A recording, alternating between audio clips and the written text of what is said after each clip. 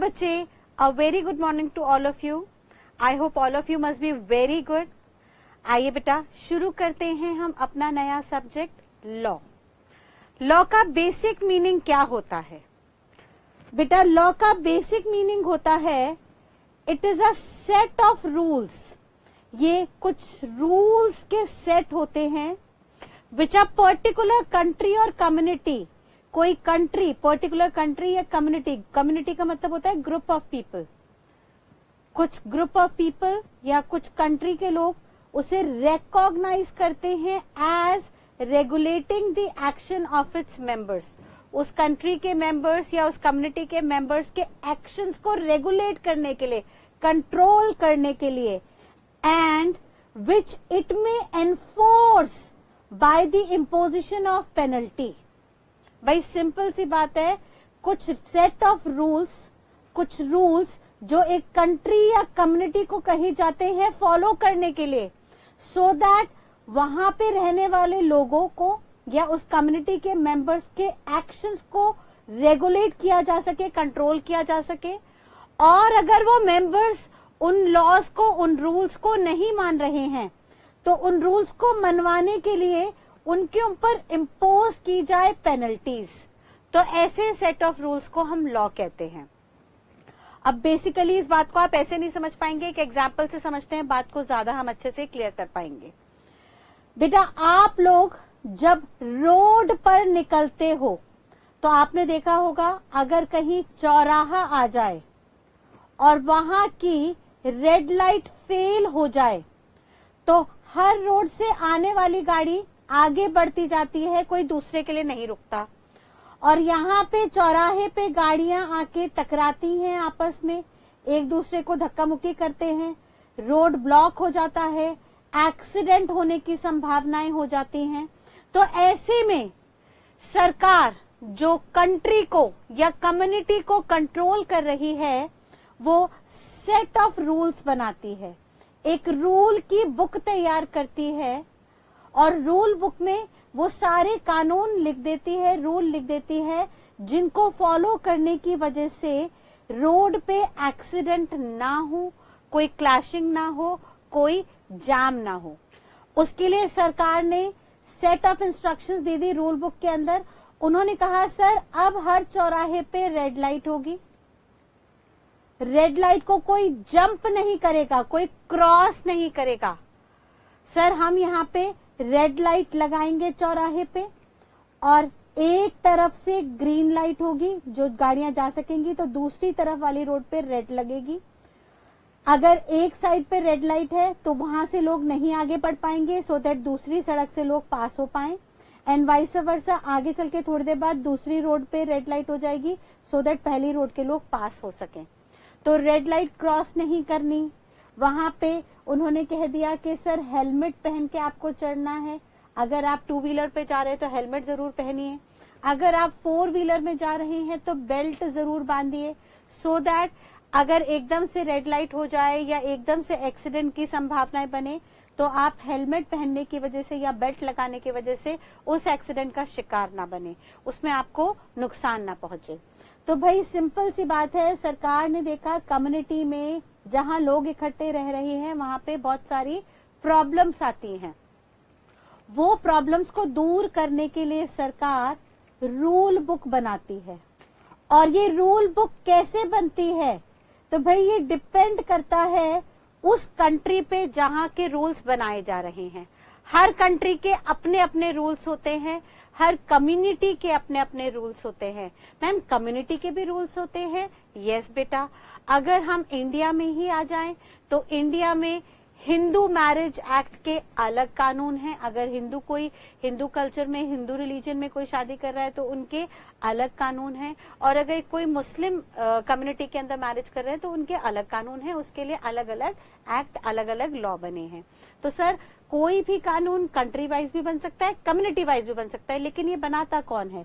तो सर ये डिपेंड करता है उस कंट्री के सेटअप पे, वो कंट्री किस तरह से काम कर रही है।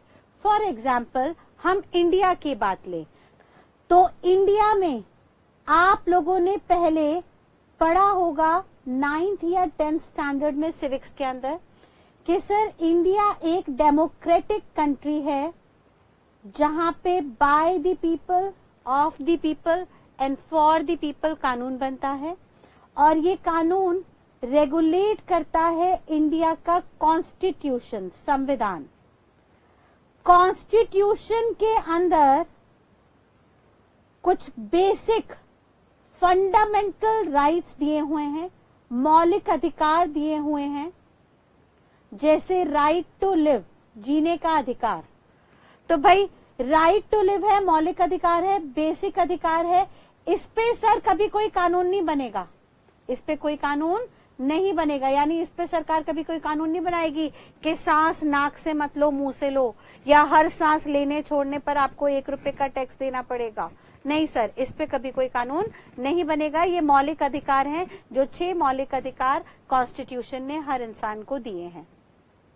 इसके अलावा कॉन्स्टिट्यूशन ने अपनी 3 लिस्ट बनाई, union list, state list and concurrent list. In list में कॉन्स्टिट्यूशन ने बहुत सारे आइटम्स लिख के दे दिए, अलग अलग आइटम्स लिख के दिए, जिनको आप आगे आने वाले टाइम में धीरे धीरे पढ़ोगे। यहाँ पे अलग अलग आइटम्स थे और कॉन्स्टिट्यूशन ने कहा कि जो जो आइटम्स में यहाँ पे कॉन्स्टिट्यूशन में लिख के दे रहा हूं, सिर्फ और सिर्फ इन्हीं आइटम्स पे कानून बन सकता है। इनके अलावा आप किसी और आइटम पे कानून नहीं बनाएंगे। और इन आइटम्स पे कानून बनाएगा कौन? तो कॉन्स्टिट्यूशन के नीचे आया पार्लियामेंट। पार्लियामेंट आया जिसको कानून बनाने की पावर दी गई, यानी पार्लियामेंट को हम लेजिस्लेटिव बॉडी भी कहते हैं। लेजिस्लेशन का मतलब होता है लॉ और लेजिस्लेटिव बॉडी का मतलब होता है लॉ मेकिंग बॉडी। तो भाई साहब ये जो पार्लियामेंट है ये लॉ मेकिंग बॉडी है। पार्लियामेंट हर उस आइटम पे कानून बनाएगी जो आइटम यूनियन लिस्ट में मेंशन है। तो मैम जो आइटम स्टेट लिस्ट में मेंशन है उनका क्या होगा? बेटा स्टेट लिस्ट में मेंशन आइटम पे स्टेट लेवल की पार्लियामेंट कानून बनाएगी और स्टेट लेवल पे पार्लियामेंट को बोला जाता है लेजिस्लेटिव असेंबली, या इसे हम विधानसभा भी कहते हैं। आप लोगों ने सुना होगा इंडिया में ड्यूअल गवर्नमेंट सिस्टम है, एक तो सेंट्रल लेवल पे काम चलता है और एक स्टेट लेवल पे काम चलता है। तो भाई साहब जो सेंट्रल लेवल का काम है, जो सेंट्रल लेवल का कानून बनाने का काम है, वो कौन देख रहा है? सेंट्रल लेवल पे कानून बनाने का काम पार्लियामेंट देख रही है और स्टेट लेवल पे कानून बनाने का काम लेजिस्लेटिव असेंबली या विधानसभा देखेगी। और विधानसभा कौन से आइटम्स पे कानून बनाएगी? जो स्टेट लिस्ट में मेंशन है। स्टेट लिस्ट में लिखे हुए आइटम्स पे कौन कानून बनाएगा? विधानसभा। और सेंट्रल या यूनियन लिस्ट के अंदर दिए गए आइटम्स पे कानून कौन बनाएगा? पार्लियामेंट। ठीक है। एंड फर्दर उन्होंने एक कॉन्करेंट लिस्ट बनाई। उस कॉन्करेंट लिस्ट में हुए आइटम पे क्या होगा? सर वहां पे उन्होंने सिंपली कह दिया, सर कॉन्करेंट लिस्ट में लिखे हुए आइटम पे उन्होंने सिंपली कह दिया कि हम दोनों को पावर दे रहे हैं। सेंट्रल लेवल पे चाहे तो पार्लियामेंट यहाँ पे लिखे आइटम्स पे लॉ बनाए या स्टेट लेवल पे लोकेटेड विधानसभा यानी लेजिस्लेटिव असेंबली इन आइटम्स पे लॉ बनाए। हमें कोई दिक्कत नहीं है, यहाँ पे दोनों के दोनों चाहे तो लॉ बना सकते हैं। ठीक है बेटा, तो यहाँ तक की बात एकदम क्लियर है। सर इंडिया में कानून कौन बनाएगा? सर इंडिया में सारे कानून कॉन्स्टिट्यूशन पे बेस्ड होंगे। कॉन्स्टिट्यूशन हमें अलग अलग लिस्ट में कुछ आइटम्स देगा, जो आइटम्स अलग अलग लिस्ट में लिखे हुए हैं सिर्फ उन्हीं पे कानून बनेगा। सर यूनियन लिस्ट में जो भी आइटम्स लिखे हैं उस पे सेंट्रल लेवल पे पार्लियामेंट लॉ बनाएगी। स्टेट लिस्ट में जो भी आइटम्स लिखे हैं उन पे स्टेट लेवल पे विधानसभा लॉ बनाएगी और कंकरेंट लिस्ट में जो भी आइटम्स लिखे हुए हैं उन पे पार्लियामेंट या लेजिस्लेटिव असेंबली दोनों ही लॉ बना सकते हैं। और जब भी पार्लियामेंट लॉ बनाएगा तो सर पार्लियामेंट में 2 हाउसेस होंगे, लोकसभा एंड राज्यसभा। लोकसभा में लोगों द्वारा चुने हुए मेंबर्स आएंगे, जिनको इलेक्शन में हर 5 साल में लोग इलेक्ट करते हैं, चुनते हैं, वो मेंबर्स यहाँ पे आएंगे। और राज्यसभा में नॉमिनेटेड मेंबर्स आएंगे, यानी राज्यसभा में अलग अलग प्रेसिडेंट, प्राइम मिनिस्टर जिनको नॉमिनेट करते हैं वो वहां पे आएंगे। तो दोनों हाउसेस में जो भी कानून बनेगा वो वहां पे पास होना चाहिए और फिर उसके बाद प्रेसिडेंट ऑफ इंडिया से उन पे अप्रूवल मिलना चाहिए। देन उसके बाद जाके वो जो कानून बना है, जिसको पहले हमने रूल बुक का नाम दिया था, वो एक्ट बन जाएगा। एक्ट का मतलब है लॉ कंपल्सरी अपॉन ऑल, वो कानून जो सबको मानना पड़ेगा, जो इससे कोई बच नहीं सकता। और ये कानून क्यों बनाया जाएगा? भाई सिंपल सी बात है, अभी हमने देखा प्रॉब्लम्स को दूर करने के लिए बनाया जाएगा। जैसे हमने रोड की बात कही थी कि सर रोड में एक्सीडेंट्स ना हो, इसके लिए हमने कानून बना दिया, पार्लियामेंट ने कानून बनाया मोटर व्हीकल एक्ट, और उस एक्ट के तहत उन्होंने कहा रेड लाइट आप जंप नहीं कर सकते, उन्होंने कहा आपको हेलमेट पहनना जरूरी है अगर आप 2 व्हीलर चला रहे हो, उन्होंने कहा आपको बेल्ट लगानी, सीट बेल्ट लगानी जरूरी है अगर आप 4 व्हीलर चला रहे हो, एंड सो ऑन। अब ये एक्ट आने के बाद, ये कानून आने के बाद जो एक्सीडेंट की प्रॉब्लम थी वो प्रॉब्लम बहुत हद तक रिड्यूस हो गई। ठीक है, तो जैसे ये रोड की बात हुई, ऐसे ही अगर हम अपने बिजनेसेस की बात ले लें, सर बिजनेस कोई कर रहा है तो सर बिजनेस में भी बहुत तरीके की प्रॉब्लम आ जाती हैं। कैसी प्रॉब्लम आ जाती है? सर प्रॉब्लम ये आती है कि लोग वादा करके मुकर जाते हैं, वादा तोड़ देते हैं। ठीक है, अपना प्रॉमिस करते हैं और बाद में प्रॉमिस को तोड़ देते हैं। इस तोड़ने को हम बोलते हैं ब्रीच ऑफ प्रॉमिस, वादा तोड़ देते हैं। भाई सिंपल सी बात, फॉर एग्जाम्पल एक सेलर है, सेलर ने उधार पे माल बेचा बायर को, बायर ने कहा मैं 3 महीने बाद आपको पेमेंट कर दूंगा, 3 महीने के बाद आपको पेमेंट कर दूंगा, और 3 महीने बाद वो बायर वहां से भाग गया, कोई पेमेंट नहीं की, तो बेचारे सेलर का तो नुकसान हुआ ना, उसका तो माल भी गया और उसको पैसे भी नहीं मिले। तो ऐसे में ये जो बिजनेस का प्रॉब्लम आया, उस प्रॉब्लम को दूर करने के लिए, उस प्रॉब्लम का सॉल्यूशन निकालने के लिए पार्लियामेंट ने एक्ट बनाया, कानून बनाया, और यहाँ पे कानून आया इंडियन कॉन्ट्रैक्ट एक्ट। पार्लियामेंट ने कहा सर आप कॉन्ट्रैक्ट बना लीजिए, जब भी आप उधार पे माल बेचे तो कॉन्ट्रैक्ट बना लीजिए, और कॉन्ट्रैक्ट में कुछ टर्म्स एंड कंडीशंस डाल दीजिएगा जो हम बता रहे हैं इस कानून के अंदर। इस कानून में जो हम शर्तें बता रहे हैं वो कॉन्ट्रैक्ट के अंदर डाल दीजिएगा। तो कल को अगर बायर आपका पैसा ना चुका पाए और भाग जाए तो उस पे आप एक्शन ले सकते हैं, उसके खिलाफ आप कोर्ट में जा सकते हैं, शिकायत दर्ज कर सकते हैं और अपना पैसा उस इंसान से रिकवर कर सकते हैं।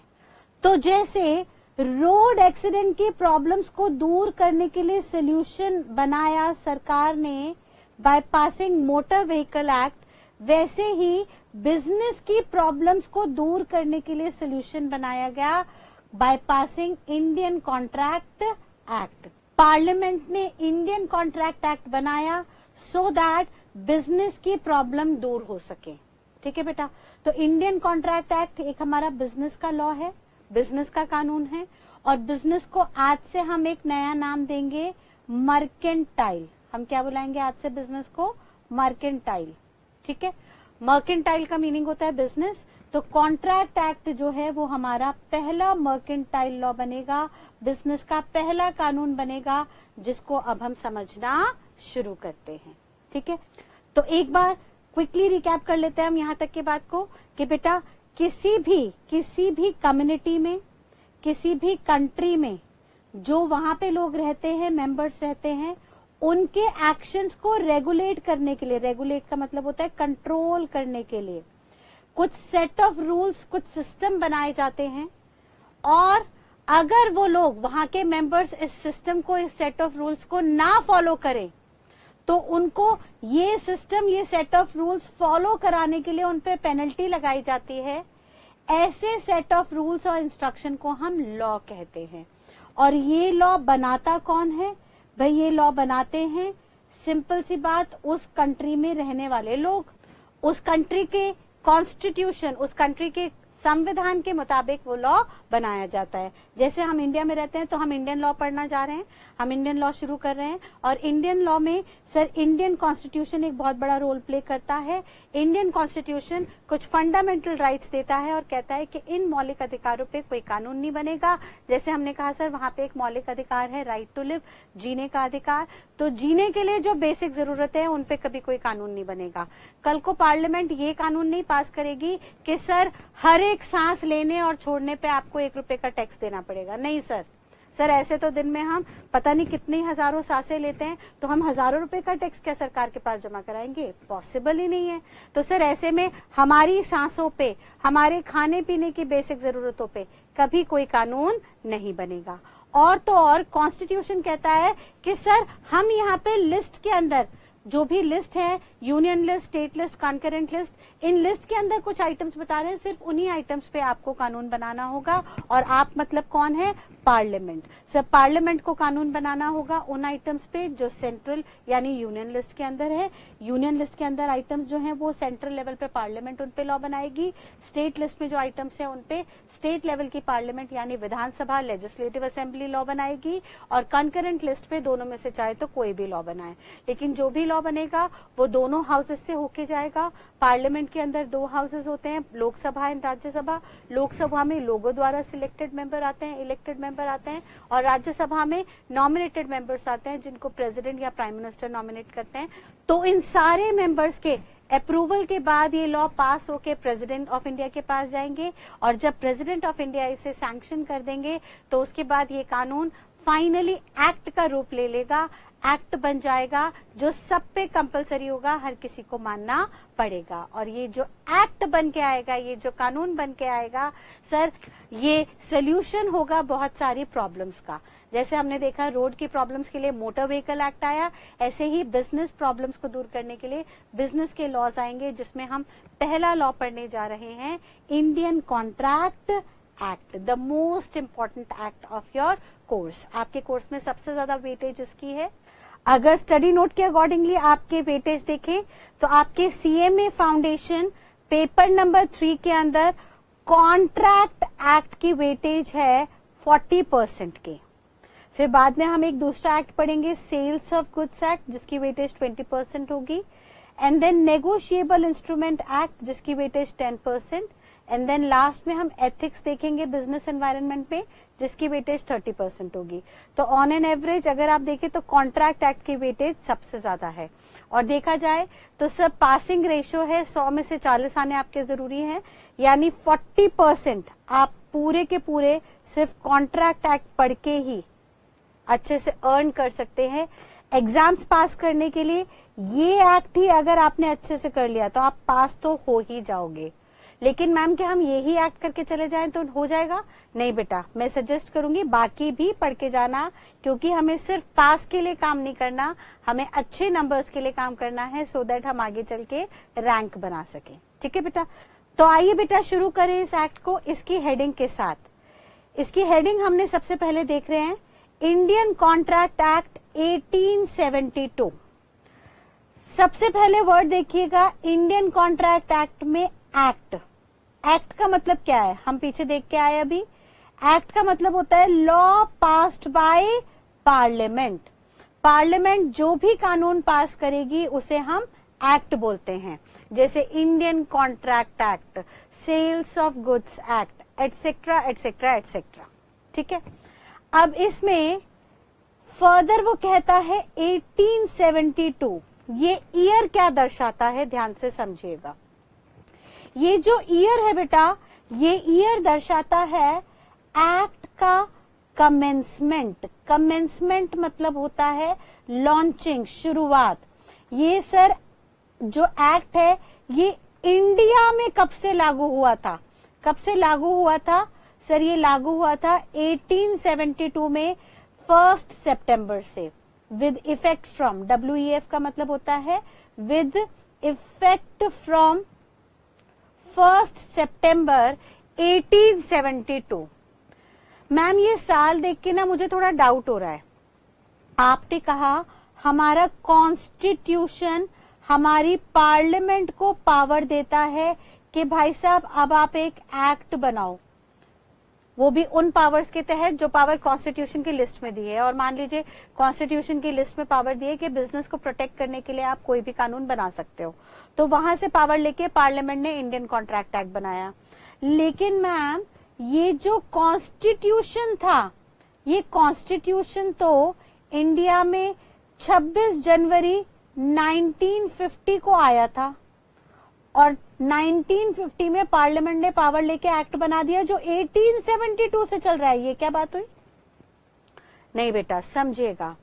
एक्चुअली हुआ क्या, 1872 ये बिफोर इंडिपेंडेंस का टाइम है सर। इसका मतलब ये जो लॉ था वो मेड बाय ब्रिटिशर्स था, ब्रिटिशर्स ने ये लॉ बनाया था, ठीक है। तो मैम ब्रिटिशर्स ने लॉ बनाया था, तो क्या ब्रिटिश पार्लियामेंट में इंग्लैंड में जाके ये लॉ पास हुआ था? नहीं बेटा, ब्रिटिशर्स उस वक्त इंडिया में राज कर रहे थे, लेकिन इंडिया का भी तो पार्लियामेंट था ना, पार्लियामेंट तब भी था, पार्लियामेंट इंडिपेंडेंस से पहले भी था जहां पे ब्रिटिशर्स कानून बनाते थे। तो ब्रिटिशर्स ने लॉ बनाया इन इंडियन पार्लियामेंट, इंडिया की पार्लियामेंट में ब्रिटिशर्स ने ये कानून बनाया। और जब आफ्टर इंडिपेंडेंस 1947 में, इंडिपेंडेंस के बाद जब 1950 में कॉन्स्टिट्यूशन बना, तो ये एक्ट को एज इट इज अडॉप्ट कर लिया, एज इट इज। भाई हमारे लॉ मेकर्स ने कहा कि वो कानून जो ब्रिटिशर्स बना गए जो बिल्कुल सही है, उसी लॉ को हम एज इट इज अपने इंडिया में अडॉप्ट कर लेते हैं, उसमें हम कोई चेंजेस नहीं करते।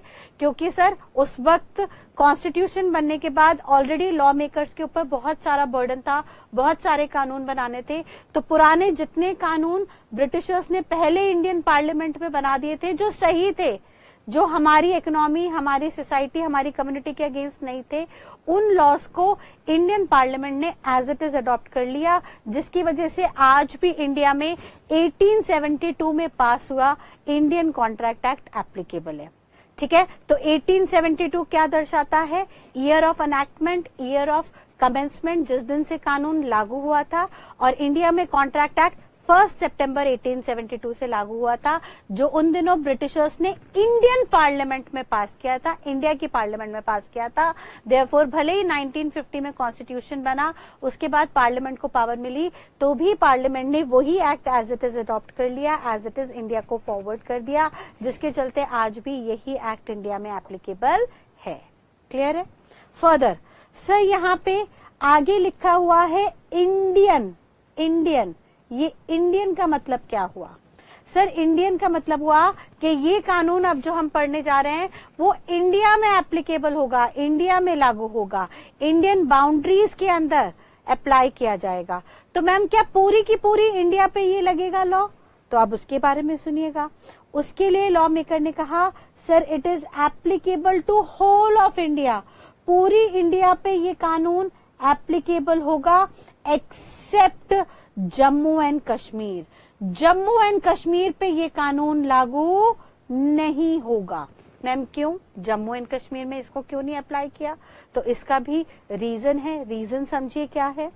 सर हुआ क्या था, जिन दिनों आजादी हुई थी 1947 में, तब आप लोगों ने हिस्ट्री में ऑब्वियसली पढ़ा हुआ है कि हमारा जो इंडिया था उस इंडिया का बंटवारा हो गया था, ठीक है, इंडिया का बंटवारा हो गया था।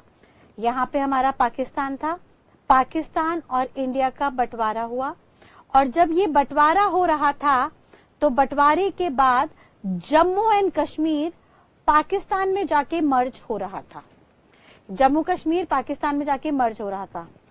लेकिन उस वक्त Indian prime minister mister Jawaharlal Nehru, mister Nehru ने सोचा कि भाई अगर जम्मू पाकिस्तान में चला गया तो बहुत प्रॉब्लम आएगी, क्योंकि जम्मू में बहुत बड़ी हिमालयन रेंज है, हिमालयन रेंज है वहां पे। और ये जो हिमालयन रेंज है ये पूरे एशियन कंट्रीज से इंडिया को प्रोटेक्ट करती है। सर यहाँ पे अफगानिस्तान थोड़ा सा टच होता है, यहाँ पे चाइना आ जाता है एंड सो ऑन। तो अब यहाँ पे अगर हिमालयन रेंज पाकिस्तान के पास चली गई तो इंडिया बहुत खतरे में आ जाएगा। सर यहाँ पे अब मान लीजिए अगर इंडिया यहाँ से शुरू हो रहा होता तो ऐसे केस में पाकिस्तान बहुत इजीली कंट्रोल कर सकता था इंडिया को, चाइना बहुत इंटरफेरेंस कर सकता था, अफगानिस्तान इंटरफेरेंस कर सकता था एंड सो ऑन। तो मिस्टर नेहरू ने प्लानिंग की कि जम्मू को इंडिया के अंदर ही रखना है और उसी वक्त जम्मू में कबालीज ने अटैक किया। कबालीज मतलब होते हैं ट्रैवलर्स। ये कबालीज जो होते हैं एक तरीके के बंजारे होते हैं, वॉरियर्स होते हैं, लड़ने जाते हैं, लोगों की प्रॉपर्टी पे, लोगों की जमीन पे कब्जा करते हैं और वहां पे रहने लगते हैं। तो इन कबालीज ने जम्मू पे अटैक किया, जम्मू कश्मीर पे अटैक किया। जम्मू कश्मीर पे जब अटैक हुआ तो वहां के राजाओं ने पाकिस्तान से हेल्प मांगी, पाकिस्तान गवर्नमेंट से हेल्प मांगी और कहा सर हमें बचाइए इन कबालीज से। लेकिन उस वक्त पाकिस्तान फॉर्मेशन में था तो ना उनकी कोई आर्मी अवेलेबल थी ना कुछ थी जो कि जम्मू को प्रोटेक्शन दे पाती। तो मिस्टर नेहरू ने जम्मू कश्मीर के राजाओं की रातों रात एक मीटिंग, एक बैठक बैठाई और कहा कि हम यानी इंडियन गवर्नमेंट आपको पूरी हेल्प करेगी, सारे कबाली से आपको प्रोटेक्शन देगी, बट शर्त यह है कि आप अपनी टेरिटरी को इंडिया के अंदर ही बना के रखोगे, इंडिया का ही हिस्सा बने रहने दोगे और हम आपको वादा कर रहे हैं कि भले ही इंडिया एक डेमोक्रेटिक कंट्री बन जाए लेकिन आपका राजपाट नहीं छीना जाएगा। यानी रिमेनिंग इंडिया में तो राजत्व जो है, जो राजा का लेबल है, जो टाइटल है, वो सब खत्म हो जाएगा, बट आपको हम आपका राजत्व रहने देंगे, आप वहां पे अपना राजपाट संभालते रहिएगा। और तो और इंडिया कभी भी कोई भी कानून बनाएगी तो वो कानून आपके यहाँ तब तक अप्लाई नहीं होगा जब तक आप नहीं कहेंगे, जब तक आपकी रजामंदी नहीं होगी, आपकी कंसर्न नहीं होगी, तब तक वो कानून हम आप पे लागू नहीं करेंगे। तो भाई जम्मू कश्मीर के राजाओं को ये बेनिफिट अच्छा लगा, उन्हें दिखा कि भैया एक तो हमारी टेरिटरी बच रही है, हमारा राजपाट भी बचा रहेगा और साथ साथ कोई भी इंडियन कानून हम पे लागू नहीं होगा जब तक हमारी रजामंदी नहीं होगी। तो ऐसे में उन्होंने हामी भर दी। हामी भरने के बाद इंडियन गवर्नमेंट ने उनको कबालीज से बचाया एंड जम्मू कश्मीर वापस इंडियन टेरिटरी में आ गई, जिसके चलते इंडिया और पाकिस्तान में डिस्प्यूट आ गया। और जैसा कि आप जानते हैं ये डिस्प्यूट आज तक भी चला आ रहा है, इसका कोई सोल्यूशन नहीं है। लेकिन हाँ, जम्मू कश्मीर ऑफिशियली इंडिया का हिस्सा बन गया। बट क्योंकि मिस्टर नेहरू ने प्रॉमिस किया था तो वो प्रॉमिस कॉन्स्टिट्यूशन में भी डाल दिया गया अंडर आर्टिकल 370। तो 370 के चलते कॉन्ट्रैक्ट एक्ट जम्मू कश्मीर पे एप्लीकेबल नहीं होगा, बाकी ऑल ओवर इंडिया अप्लाई होगा। मैम लेकिन हमने तो अभी पीछे देखा आर्टिकल 370 एबॉलिश हो गया है कॉन्स्टिट्यूशन से। तो बेटा आर्टिकल 370 कॉन्स्टिट्यूशन से एबॉलिश हुआ है, लेकिन उसका जो काउंटर इम्पैक्ट, उसके जो चेंजेस बाकी लॉ में आने चाहिए वो चेंजेस अभी तक बाकी लॉ में नहीं आए हैं। तो जब तक वो चेंजेस इम्पैक्ट नहीं करेंगे रिमेनिंग एक्ट्स को, रिमेनिंग लॉज को, तब तक एकेडमिकली हमें यही पढ़ना होगा कि इंडियन कॉन्ट्रैक्ट एक्ट भी पूरी इंडिया में अप्लाई होगा एक्सेप्ट जम्मू एंड कश्मीर। ठीक है, ये बात ध्यान रखेंगे। तो आइए हम देखते हैं इंडिया का मतलब क्या था। सर इंडिया का मतलब था this act shall be applicable to whole of India except Jammu and Kashmir. Jammu and Kashmir पे ये लॉ अप्लाई नहीं होगा। तो हमें इंडिया का मतलब क्लियर हो गया। सर पूरी इंडिया पे लॉ अप्लाई होगा एक्सेप्ट जम्मू कश्मीर। हमने 1872 का रेफरेंस देख लिया, रेलेवेंस देख लिया कि क्यों डाला गया ये साल। ये साल इनैक्टमेंट का था, कमेंसमेंट का था। एक्ट का मतलब था law pass by parliament. And finally अब हम देखने जा रहे हैं कॉन्ट्रैक्ट का मतलब। Sir Indian contract act specifically बनाया गया कॉन्ट्रैक्ट्स को रेगुलेट करने के लिए। तो मैम ये कॉन्ट्रैक्ट क्या होता है आइए समझिएगा। कॉन्ट्रैक्ट का मीनिंग अंडर सेक्शन 2H में दिया। मैम ये सेक्शन क्या होता है? तो बेटा समझिए, जब भी कोई एक्ट बनता है तो एक्ट में पार्लियामेंट प्रोविजंस लिख के देती है, बताती है कि क्या क्या होना है। अब ये जो प्रोविजंस होते हैं, ये प्रोविजंस अलग अलग पॉइंट्स में होते हैं। तो अलग अलग पॉइंट्स कैसे लिख के दे? तो अलग अलग पॉइंट्स जो है वो सेक्शन में लिख दिए जाते हैं। अब प्रोविजंस को जो हम बुलाते हैं वो सेक्शन बुलाते हैं। जैसे कॉन्स्टिट्यूशन में एक एक प्रोविजन आर्टिकल्स में लिखा होता है, वहां पे एक एक प्रोविजन आर्टिकल्स में लिखा होता है, वैसे ही कॉन्स्टिट्यूशन की बिना पे उसके बिहाफ पे जो एक्ट बना है उसका एक एक प्रोविजन सेक्शन में लिखा होता है। और याद रखिएगा कोई भी एक्ट हो, बहुत ध्यान से बात रखिएगा, दिमाग में हाथ से बैठा लीजिएगा, कोई भी एक्ट हो, एक्ट के प्रोविजंस जो है वो हमेशा सेक्शंस में होंगे और सेक्शन 1 जो होगा वो हमेशा टाइटल एंड एप्लीकेबिलिटी बताएगा।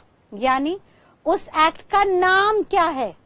सर हमारे एक्ट का नाम है इंडियन कॉन्ट्रैक्ट एक्ट 1872 और कहां पे एप्लीकेबल है? सर ये इंडियन कॉन्ट्रैक्ट एक्ट 1872 एप्लीकेबल है to whole of India except Jammu Kashmir. तो सर ये दोनों बातें कहां पे लिखी होंगी? Under section 1। फर्दर सेक्शन के नंबर्स जो होंगे वो सीक्वेंस में चलेंगे और जो सेक्शन 2 है, हर एक्ट का सेक्शन 2 डेफिनेशंस बताएगा। ये बात ध्यान रखिएगा, हर एक्ट का सेक्शन नंबर 2 जो है उस एक्ट में यूज होने वाली टर्म्स की डेफिनेशंस देगा। तो भाई अब कॉन्ट्रैक्ट एक्ट में बहुत सारी टर्म्स आने वाली है, तो हर टर्म्स की जो डेफिनेशन है वो सेक्शन 2 के अंदर होंगी और क्योंकि बहुत सारी टर्म्स होंगी तो सेक्शन 2 के पार्ट बन जाएंगे। जैसे हम सेक्शन को SEC करके लिख देंगे और अंडर सेक्शन की बात को हम U/SEC लिखेंगे। यानी जब भी मैं बोलूंगी under section number so and so, तो अंडर सेक्शन को आप U/SEC करके लिखेंगे। फिर सर 2 के जो होंगे वो क्लॉजेस होंगे। सर बहुत सारी टर्म्स आएंगी तो अलग अलग टर्म्स अलग अलग क्लॉजेस के अंदर आएंगी। जैसे हम देखेंगे 2A, 2B, 2C and so on. तो अब अलग अलग क्लॉजेस के अंदर अलग अलग टर्म्स आएंगी जिनकी डेफिनेशन आपको दी होगी। अगर आपको ये क्लॉजेस याद है तो बहुत ही बढ़िया, फिर तो आप बहुत अच्छे मार्क्स स्कोर कर लेंगे। लेकिन अगर आपको सब क्लॉजेस ना भी याद रहें तो इतनी बात ध्यान रखिएगा कि डेफिनेशंस जो है वो सारी की सारी सेक्शन 2 में होंगी। तो आइए शुरू करते हैं, हम एक एक टर्म्स डिटेल में समझने की कोशिश करते हैं। सबसे पहले हम कॉन्ट्रैक्ट का मीनिंग देखते हैं। अंडर सेक्शन 2H, H जो है वो क्लॉज है, 2 जो है वो सेक्शन है। सेक्शन को हम SEC के नाम से एब्रीविएट करेंगे।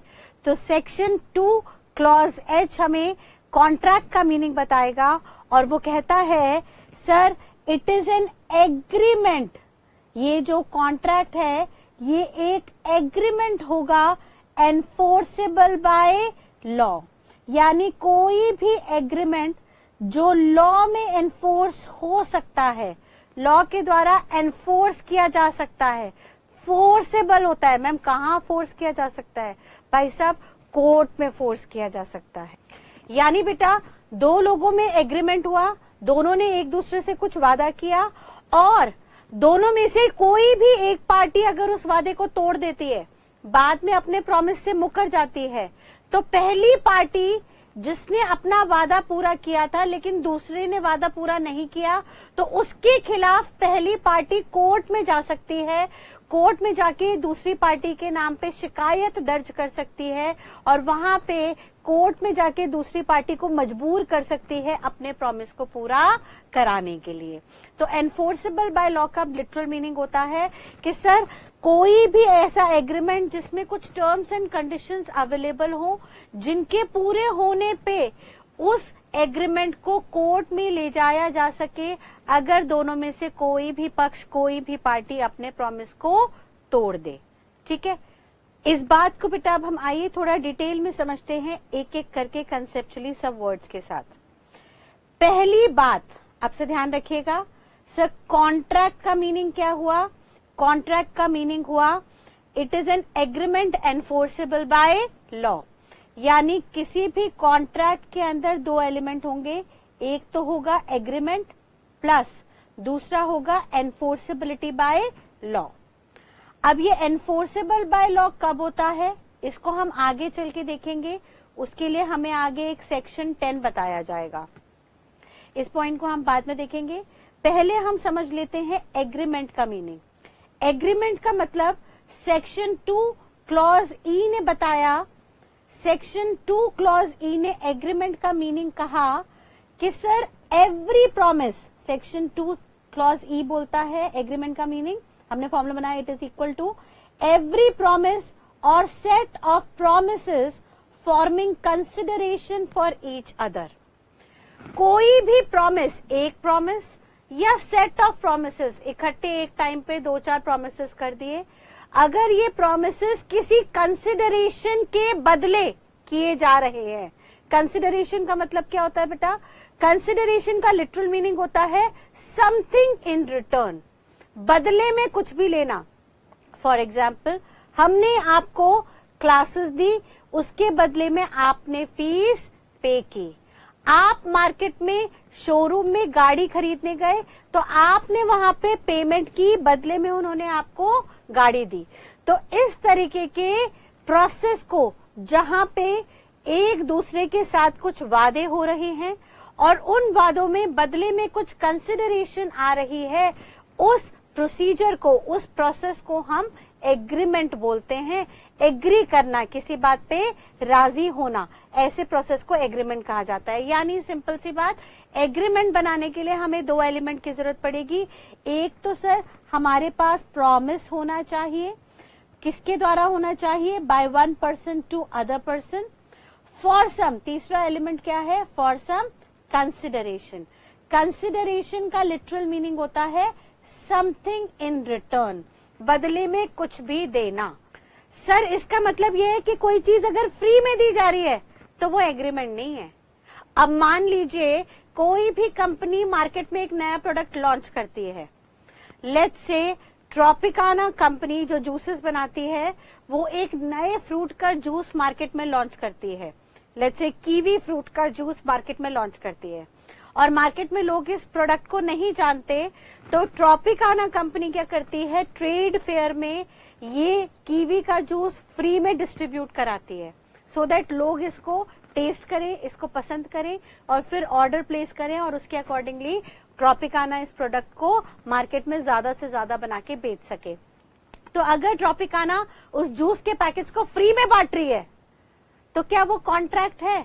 नहीं सर, क्योंकि वो फ्री में गया, बदले में वो कुछ कंसिडरेशन में नहीं ले रहे, तो वो इंडियन कॉन्ट्रैक्ट एक्ट के तहत कॉन्ट्रैक्ट नहीं माना जाएगा। और कॉन्ट्रैक्ट नहीं माना जाएगा यानी इसका मतलब वो कोर्ट में एनफोर्स नहीं हो सकता। इसका मतलब सिंपली है कि अगर कंपनी फ्री में जूसेस बांटने के लिए कहती है और बाद में फ्री में जूसेस नहीं बांटती, यानी प्रॉमिस करती है और प्रॉमिस को पूरा नहीं करती, तो ऐसे में आम आदमी, कस्टमर्स ट्रॉपिकाना के ऊपर केस फाइल नहीं कर सकते, उसे कोर्ट में नहीं ले जा सकते, उसके इस प्रॉमिस को कोर्ट में, लॉ में एनफोर्स नहीं कर सकते। क्योंकि किसी भी प्रॉमिस को अगर कोर्ट में एनफोर्स करना है, किसी भी वादे को अगर कोर्ट तक ले जाना है क्योंकि सामने वाला पार्टी अपना प्रॉमिस पूरा नहीं कर रहा, तो उसके लिए सबसे पहले एग्रीमेंट होना जरूरी है। और एग्रीमेंट तभी होता है जब प्रॉमिस में कंसिडरेशन इंक्लूडेड हो। अगर किसी भी प्रॉमिस में कंसिडरेशन इंक्लूडेड नहीं है तो सर वो हमारे कॉन्ट्रैक्ट एक्ट में एग्रीमेंट नहीं है। एग्रीमेंट नहीं है तो वो कॉन्ट्रैक्ट नहीं है, कॉन्ट्रैक्ट नहीं है तो वो कोर्ट में एनफोर्स नहीं हो सकता। ठीक है बेटा, यहां तक की बात क्लियर? आगे देखिएगा, उन्होंने कहा सर कंसिडरेशन का लिटरल मीनिंग तो अभी हमने देख लिया, समथिंग इन रिटर्न, बदले में कुछ भी मिलना।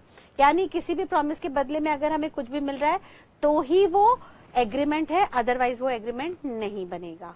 लेकिन अब सवाल ये उठता है कि प्रॉमिस का मतलब क्या है? तो बेटा प्रॉमिस का मतलब सेक्शन 2 क्लॉज बी के अंदर दिया गया और वहां पे उन्होंने कहा कि सर प्रॉमिस कब बनता है, जरा देखिएगा। सेक्शन 2 क्लॉज बी कहता है when the person to whom the proposal is made, जब कोई भी पर्सन जिसको हमने प्रपोजल दिया है, ऑफर दिया है, signifies his assent, assent का मतलब होता है अनुमति देना, अनुमति मतलब होता है कंसेंट, अपनी इच्छा जाहिर करना, अनुमति देने को हम कहते हैं एसेंट। भाई सिंपल सी बात है, जब भी एक पर्सन जिसको प्रपोजल दिया गया है वो अपनी एसेंट, अपनी अनुमति दे दे, देयर टू का मतलब है उस प्रपोजल को अनुमति दे दे जो प्रपोजल उसको किया गया है, देन द प्रपोजल, कॉमा का लिटरल मीनिंग होता है बेटा देन, ठीक है, जब भी कॉमा आ जाए तो कॉमा का मतलब समझिएगा then the proposal is set to be accepted. जब हम किसी पार्टी को एक ऑफर देते हैं, प्रपोजल देते हैं और सामने वाली पार्टी उस ऑफर को अनुमति दे देती है, राजी हो जाती है, एग्री कर जाती है, टू एग्री कर जाती है उस प्रपोजल के लिए, तो हम मान लेते हैं कि प्रपोजल एक्सेप्ट हो गया है। और जैसे ही वो प्रपोजल एक्सेप्ट हो जाता है वो प्रॉमिस बन जाता है। इसका मतलब प्रॉमिस का फॉर्मूला क्या निकल के आया सर? प्रॉमिस का मतलब है जब भी कोई प्रपोजल एक्सेप्ट हो जाए तो वो प्रपोजल प्रॉमिस बन जाता है, और जब वो प्रॉमिस किसी कंसिडरेशन के लिए हो तो एग्रीमेंट हो जाता है। और अगर उस एग्रीमेंट में एनफोर्सेबिलिटी बाय लॉ है, यानी सेक्शन 10 की सारी कंडीशंस गिवन है, तो वो एग्रीमेंट कॉन्ट्रैक्ट बन जाता है। इस बात को एक बार फिर से समझने की कोशिश कीजिए, हम क्या कहना चाह रहे हैं। हमने अभी खाली, आज हम सिर्फ बेटा ओवरव्यू ले रहे हैं, इन सारे पॉइंट्स को हम एक एक करके डिटेल में देखेंगे। ये जो भी पॉइंट्स आज हम डिस्कस कर रहे हैं इनके अलग अलग चैप्टर्स हैं, हम अलग अलग क्लास में जाके अलग अलग चैप्टर्स में एक एक वर्ड को डिटेल में जाके पढ़ेंगे। बट सिर्फ आज के लिए हम एक ओवरव्यू ले रहे हैं कि हमारे कॉन्ट्रैक्ट एक्ट में क्या क्या टर्म्स आने वाली हैं, सो दैट आगे इन टर्म्स में पहुंचते वक्त हमें कोई कंफ्यूजन ना रहे। ठीक है, तो आज हम इंडियन कॉन्ट्रैक्ट एक्ट का ओवरव्यू ले रहे हैं। इंडियन कॉन्ट्रैक्ट एक्ट में हमने देखा कि इंडियन का मतलब था कि ये एक्ट पूरी इंडिया पे लागू होगा except Jammu and Kashmir. Contract का मतलब हमने देखा सर, कॉन्ट्रैक्ट का मीनिंग है कोई भी एग्रीमेंट जो एनफोर्सेबल बाय लॉ हो सके। एनफोर्सेबल बाय लॉ होने के लिए, एनफोर्सेबल बाय लॉ का मतलब है कि अगर एग्रीमेंट में दो पार्टीज जिन्होंने एक दूसरे से वादा किया था, अगर वो अपने वादे से मुकर जाते हैं तो दूसरी पार्टी उनको कोर्ट में घसीट सकती है, उनको कोर्ट में ले जा सकती है अपने वादे को पूरा करने के लिए। अगर उन्हें कोर्ट में ले जाना है, इस एग्रीमेंट को एनफोर्सेबल बाय लॉ करना है, तो उन्हें कुछ टर्म्स एंड कंडीशंस को फॉलो करना होगा, जिसको हम आगे चल के सेक्शन 10 में देखेंगे। लेकिन हमें अभी एग्रीमेंट बनाना है पहले, तो एग्रीमेंट के लिए हमें फर्दर 2 एलिमेंट्स की जरूरत पड़ेगी। पहला होगा कोई भी प्रॉमिस अगर एक पर्सन दूसरे को कर रहा है फॉर सम कंसिडरेशन, यानी हमने आपको प्रॉमिस किया कि हम क्लासेस देंगे और उसके बदले में हम आपसे फीस चार्ज कर रहे हैं, तो ये आपके और हमारे बीच में एक एग्रीमेंट तैयार हुआ, और ये एग्रीमेंट एनफोर्सेबल बाय लॉ होते ही कॉन्ट्रैक्ट बन जाएगा। लेकिन एग्रीमेंट बनाने के लिए सर हमें प्रॉमिस और कंसिडरेशन की जरूरत है, तो हमने उसमें से प्रॉमिस का मीनिंग समझने की कोशिश की। प्रॉमिस का मतलब है जब भी हम किसी को ऑफर दें और सामने वाला उस ऑफर के प्रति अपनी अनुमति दे दे, अपनी एग्रीमेंट दे दे, एग्री कर जाए, उस पर राजी हो जाए, तो वो ऑटोमेटिकली जो ऑफर दिया है, जो अब एग्री हो गया है, एक्सेप्ट हो गया है, वो प्रॉमिस बन जाता है। और प्रॉमिस अगर कंसिडरेशन के लिए किया गया है तो एग्रीमेंट है, और एग्रीमेंट में सेक्शन 10 के एलिमेंट्स अवेलेबल है, तो वो कॉन्ट्रैक्ट है। सिर्फ एक ओवरव्यू समझिए, इन सारे पॉइंट्स को हम डिटेल में एक एक करके समझेंगे। फर्दर आगे उन्होंने कहा कि सर जो भी प्रॉमिस आप कर रहे हैं वो प्रॉमिस सिर्फ और सिर्फ तभी बनता है जब कोई एक प्रपोजल एक्सेप्ट हो जाता है। यानी अब हमारा ये कंक्लूजन निकल के आता है कि अगर हमें कोई प्रॉमिस फॉर्म करना है तो उसके लिए पहले एक प्रपोजल होना चाहिए, एक ऑफर होना चाहिए। अगर वो ऑफर एक्सेप्ट हो जाएगा, सामने वाली पार्टी राजी हो जाएगी उस ऑफर को लेके, तो वो ऑफर प्रॉमिस बन जाएगा। अब मैम इसका मतलब ये हुआ कि प्रॉमिस के लिए हमें प्रपोजल और एक्सेप्टेंस चाहिए, तो पहले हम प्रपोजल का मीनिंग देख लेते हैं। प्रपोजल को बेटा हम ऑफर भी कहते हैं, और ये meaning under section 2 clause A दिया गया है। U/S का मतलब क्या है? अंडर सेक्शन 2 क्लॉज ए, इसको हम लीगली U/S भी लिखते हैं, आप भी ऐसे ही कोट कर सकते हैं। सेक्शन 2 क्लॉज ए ने क्या कहा ऑफर के बारे में, आइए देखते हैं। अगेन ध्यान रखिएगा ये पूरी डेफिनेशन है, इस डेफिनेशन को हमने ब्रेकअप करके छोटे छोटे पार्ट में बांट दिया है, सो दैट हमें इसे याद करने में दिक्कत ना रहे। ऑल्दो ये टॉपिक को हम पूरा का पूरा अगली क्लास से डिटेल में एज अ चैप्टर पढ़ना शुरू करेंगे, यानी हर वो टर्म जो यहाँ पे डेफिनेशन में दी गई है, हर एक उस टर्म का सेपरेट चैप्टर है। अभी हम सिर्फ और सिर्फ एक ओवरव्यू ले रहे हैं, ठीक है बेटा। तो अब प्रपोजल के लिए सेक्शन 2 क्लॉज ए ने क्या कहा, a person is set to make a proposal. एक बंदा माना जाएगा कि उसने प्रपोजल दिया है, एक बंदा माना जाएगा कि उन्होंने प्रपोजल दिया है। When he signifies, signifies का मतलब होता है to express, to express, या हम कहते संकेत देना, ठीक है, कुछ भी हिंट देना, संकेत मतलब हिंट देना, हिंट देना या एक्सप्रेस करना। टू अनदर, अनदर का मतलब है एनी अदर पर्सन, किसी दूसरे पर्सन को। सर भाई प्रॉमिस तो तब बनेगा जब दो अलग अलग लोग इन्वॉल्व है। अगर मैं खुद से ही वादा कर रही हूं तो वो इस कॉन्ट्रैक्ट एक्ट में नहीं आएगा। फॉर एग्जाम्पल, अगर मैं डेली अपने आप को प्रॉमिस करती हूँ कि भैया सुबह 4 बजे उठ के मैं फ्रेश होके रनिंग के लिए जाऊंगी या योगा करूंगी, और अगले दिन मैं 4 बजे उठती नहीं, मैं 7 बजे सो के उठती हूँ, तो मैंने खुद से एक वादा किया था और खुद से ही वादा तोड़ दिया, तो क्या खुद ही को कोर्ट में ले जा सकती हूँ? नहीं सर, वो इस एक्ट के अंदर नहीं आएगा। यहाँ पे कॉन्ट्रैक्ट के अंदर वही एग्रीमेंट आएंगे जहाँ पे दो अलग अलग पार्टी हैं। एक बंदा दूसरे बंदे को कुछ ऑफर देता है, कुछ संकेत देता है, कुछ प्रपोजल देता है, यानी दो अलग अलग लोग होने चाहिए। किस चीज का संकेत देता है? फिर से पढ़िए, उन्होंने कहा a person is set to make a proposal when he signifies, जब वो सिग्निफाई करेंगे to another person, any other person को वो हिंट देंगे, संकेत देंगे। किस चीज की? His willingness. विलिंगनेस का मतलब होता है इच्छा जाहिर करना, इच्छा बताना। वो अपनी विलिंगनेस बताएंगे सामने वाले को कि भाई मेरे लिए कुछ काम कर दीजिए या मैं आपके लिए कुछ काम करना चाहता हूँ। किस चीज की विलिंगनेस बताएंगे? टू डू, कुछ करना, और to abstain from doing anything. Sir, या तो कुछ काम करने की इच्छा जाहिर करेंगे या कुछ काम ना करने की इच्छा जाहिर करेंगे। Abstain from doing anything. Abstain का मतलब लिटरली होता है to stop someone from doing something. किसी को कुछ काम करने से रोकना भी एक ऑफर हो जाता है। कैसे? फॉर एग्जाम्पल, मान लीजिए दो कॉम्पिटिटर है, mister A and mister B. ये दोनों कॉम्पिटिटर हैं एक दूसरे के। दोनों की मिठाई की दुकान है, शॉप 1, शॉप 2।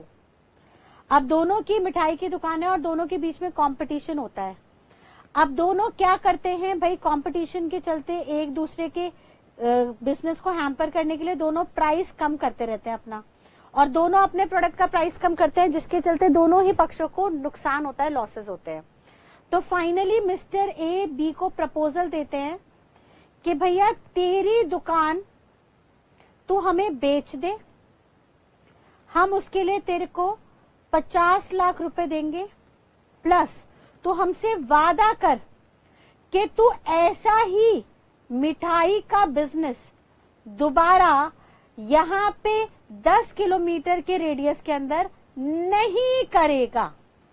तू ये मिठाई का काम हमारी दुकान के आसपास के 10 किलोमीटर के रेडियस तक नहीं करेगा। उसके लिए हम तेरे को 20 लाख रुपए और ऑफर करते हैं। तो यहाँ पे मिस्टर ए ने बी को 2 ऑफर दिए। पहला ऑफर 50 लाख का to sell his shop to mister A, और दूसरा ऑफर 20 लाख रुपए का to abstain mister B from conducting same business in the nearby region for next 20 years. मान लीजिए ए ने बी को कहा भैया मेरे से 20 लाख पकड़ ले, लेकिन तू मुझे वादा कर कि अगले 20 सालों तक तू या तेरी फैमिली में से कोई भी बंदा सेम मिठाई का बिजनेस मेरी दुकान के अगले 10 किलोमीटर के रेडियस तक कंडक्ट नहीं करेगा, सो दैट मैं इस दौरान अपनी मोनोपोली क्रिएट कर सकूं, मैं यहाँ पे गुडविल क्रिएट कर सकूं, और यहाँ पे मैं अच्छा मार्केट क्रिएट करके अच्छा पैसा कमा सकूं। अब ऐसे में मान लेते हैं मिस्टर बी, जिनकी फाइनेंशियल हालत बहुत ज्यादा अच्छी नहीं थी, फाइनेंशियली कमजोर थे, इनके पास अपने स्टाफ को सैलरी देने के लिए भी पैसे नहीं थे। जब उनको सामने से 70 लाख आते हुए दिखे तो उन्होंने रजामंदी दे दी, अपनी एक्सेप्टेंस दे दी और उन्होंने कहा ठीक है, आप ये लीजिए दुकान की चाबी, दुकान के अंदर रखा सामान, ये पूरी दुकान अब आपकी हुई और मैं एक कागज पे लिख के देता हूँ, एक कागज पे, एक सरकारी कागज पे लिख के देता हूँ कि मैं अब आपकी दुकान के 10 किलोमीटर के रेडियस तक सेम मिठाई का बिजनेस अगले 20 सालों तक कभी भी नहीं करूंगा, ना मैं करूंगा, ना मेरा कोई लीगल एयर, ना कोई मेरा बाल बच्चे, कोई फैमिली के लोग ये कंडक्ट करेंगे। और जब मिस्टर बी ने ये रजामंदी दे दी, अपनी एक्सेप्टेंस दे दी ए के ऑफर के प्रति, तो इन दोनों के बीच में प्रॉमिस फॉर्म हो गया। तो सर ए ने बी को ऑफर दिया था 50 लाख 20 लाख का कि बदले में मैं आपसे आपकी दुकान ले लूंगा और आपसे एक वादा ले लूंगा कि अगले 20 सालों तक मेरे एरिया में और मेरे 10 किलोमीटर के रेडियस में सेम बिजनेस आप नहीं करोगे, सो दैट मैं आपसे कंपटीशन खत्म करना चाहता हूं। इसके बदले आप मुझसे 50 प्लस 20 लाख यानी टोटल 70 लाख ले लेना। तो बी ने इस बात पे अपनी रजामंदी दे दी, यानी सबसे पहला एलिमेंट यहाँ पे आया, ए ने ऑफर दिया, ऑफर हो गया, प्रपोजल हो गया, फिर बी ने रजामंदी दे दी यानी एक्सेप्टेंस हो गया। अब ऑफर एक्सेप्ट हो गया तो प्रॉमिस बन गया, और प्रॉमिस में क्या कंसिडरेशन थी? यस सर, दोनों एक दूसरे को कुछ ना कुछ दे रहे थे। ए बी को 70 लाख रुपए दे रहा था और बी दुकान की चाबी के साथ साथ एक वादा दे रहा था कि ऐसा कोई कंपटीशन वो अगले 20 साल तक उनके एरिया में नहीं करेंगे। तो सर इस प्रॉमिस में कंसिडरेशन भी हो गई, तो कंसिडरेशन हो गई तो ऑटोमेटिकली अब ये क्या बन गया? सिंपल सी बात, कंसिडरेशन हो गई प्रॉमिस के अंदर, तो सर ये एग्रीमेंट बन गया। और इस एग्रीमेंट में अगर सेक्शन 10 के सारे एलिमेंट्स आ जाएंगे, जिनको हम आगे देखेंगे, तो सर ये सेक्शन 10 के एलिमेंट्स आते ही ये कॉन्ट्रैक्ट बन जाएगा और कॉन्ट्रैक्ट बनते ही ये एनफोर्सेबल इन कोर्ट हो जाएगा, एनफोर्सेबल बाय लॉ हो जाएगा। यानी कल को अगर मिस्टर बी 70 लाख रुपए लेने के बाद 50 लाख तो उन्होंने दुकान के लिए और 20 लाख उन्होंने वादे के लिए कि वो 20 साल तक आसपास ऐसा बिजनेस नहीं करेंगे, और पैसा लेने के बाद अगले 3 साल बाद 4 साल बाद खुद एक ही दुकान के बाहर जाके सामने दूसरी दुकान लेके वहां पे सेम बिजनेस शुरू कर देते हैं, तो ए उनको कोर्ट में घसीट सकता है। यानी बी ने वादा किया था ए को कि मैं अगले 20 सालों तक सेम काम आपकी दुकान के आसपास नहीं करूंगा, और अपने वादे को तोड़ते हुए 3 साल बाद ही बी ए की दुकान के आसपास ही सेम मिठाई की दुकान खोल लेते हैं, तो वो अपनी वादा खिलाफी करते हैं। लेकिन ए ने बी से ये वादा कागजों पे लिखवाया था, सरकारी कागजों पे लिखवाया था। अब सरकारी कागजों पे लिखवाने का मतलब है सेक्शन 10 की कंडीशंस को पूरा किया था। अभी के लिए मान लीजिए, बहुत डिटेल में हम अभी नहीं डिस्कस कर रहे, एक रफ आइडिया ले लीजिए। तो मान लीजिए ए ने ये वादा सरकारी कागजों में बी से ले लिया था और बी ने इस वादे की वादा खिलाफी की, वादा तोड़ा, वादा ब्रीच किया, तो ऐसे में ए बी के खिलाफ इस कागज को लेके कोर्ट में जा सकता है और कोर्ट में केस फाइल कर सकता है बी के अगेंस्ट कि देखिए बी मुझसे 20 लाख रुपए भी ले गया, बी ने मुझसे वादा किया था कि वो ये काम नहीं करेंगे, एब्सटेन फ्रॉम डूइंग समथिंग, वो ये काम नहीं करेंगे, सेम कॉम्पिटिटिव दुकान मेरे आसपास नहीं खोलेंगे, लेकिन उन्होंने वादा खिलाफी की और दुकान खोल दी सेम बिजनेस की, तो अब आप इनके ऊपर कड़े से कड़ा एक्शन लीजिए। तो भाई अगर उसमें सेक्शन 10 के एलिमेंट्स हो गए इस एग्रीमेंट के अंदर तो कॉन्ट्रैक्ट बन गया, यानी उन्होंने यहाँ पे कागजी कार्रवाई की प्रॉपर, और भी बहुत सारी सेक्शन 10 की कंडीशंस थी उन्होंने सारी पूरी की। तो ऐसे में ब्रीच होने पे, वादा तोड़ने पे ए बी के अगेंस्ट कोर्ट में जा सकते हैं। ठीक है, तो ऑफर का मतलब फिर से क्या हुआ, एक बार फिर से ड्राफ्टिंग कीजिएगा। A person is set to make a proposal, A जो है बी को प्रपोजल देते हुए माने जाएंगे when he signifies to another, जब वो किसी दूसरे बंदे को अपनी इच्छा जाहिर करेंगे, एक्सप्रेस करेंगे, संकेत देंगे, हिज विलिंगनेस टू डू और एब्सटेन फ्रॉम डूइंग, कुछ काम करने की इच्छा या कुछ काम ना करने की इच्छा। एब्सटेन का मतलब समझ में आ रहा है? एब्सटेन का लिटरल मीनिंग होता है to stop someone from doing something, कुछ काम करने से रोकने की इच्छा जाहिर करना भी ऑफर का हिस्सा बन जाएगा। ठीक है, आगे वो क्या कह रहा है, ये इच्छा क्यों जाहिर की जा रही है, क्यों संकेत दिया जा रहा है, क्यों हिंट दी जा रही है? With a view to obtaining assent, assent मतलब अनुमति देना, सर अनुमति हम लेना चाहते हैं, हम सामने वाले से अनुमति लेना चाहते हैं, उनसे कंसेंट लेना चाहते हैं, उनकी इच्छा जानना चाहते हैं, इसके चलते हम उनको संकेत दे रहे हैं। ए प्रपोजल दे रहा है, ए बी को बता रहा है कि भैया मैं आपकी दुकान खरीदने का इच्छुक हूं, मैं आपके साथ कंपटीशन नहीं करना चाहता हूं, इसलिए मैं चाहता हूं कि आप सेम बिजनेस मेरे आसपास ना करें।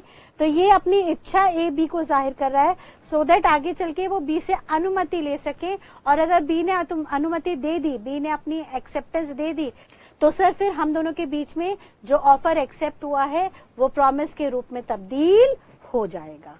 ठीक है, तो उन्होंने कहा with a view to obtaining assent of that person, सामने वाले पर्सन की इच्छा जानने के लिए, उनकी अनुमति लेने के लिए, टू सच एक्ट और एब्स्टिनेंस, उस काम करने के या काम ना करने के रिगार्डिंग सामने वाले इंसान की अनुमति लेने के लिए जब एक इंसान अपना प्रपोजल, अपनी इच्छा जाहिर करता है या उसके संकेत देता है सामने वाले को कुछ काम करने या कुछ काम करने से रोकने के लिए, तो उसको हम ऑफर मानते हैं। ये क्या बन जाता है हमारा ऑफर।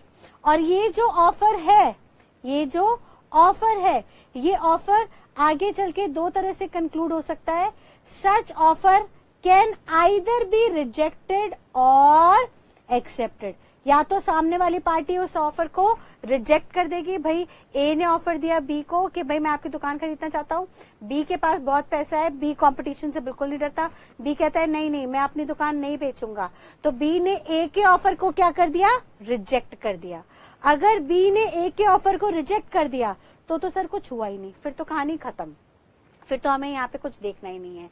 लेकिन अगर सामने वाली पार्टी ने पहले वाली पार्टी के ऑफर को एक्सेप्ट कर लिया, बी ने ए के ऑफर को एक्सेप्ट कर लिया, then it will become a promise. फिर वो क्या बन जाएगा, एक प्रॉमिस बन जाएगा। और उस प्रॉमिस में अगर कंसिडरेशन है, उस प्रॉमिस में अगर कंसिडरेशन है, तो वो प्रॉमिस क्या बन जाएगा, ऑटोमेटिकली आपके लिए एग्रीमेंट बन जाएगा। यहां तक की बात क्लियर है बेटा, एकदम पक्का से? ठीक है, तो यहां तक की बात को एक बार फटाफट से कंक्लूड करते हैं। हमने कहा सर प्रॉमिस का मीनिंग सेक्शन 2 क्लॉज ए के अंदर दिया।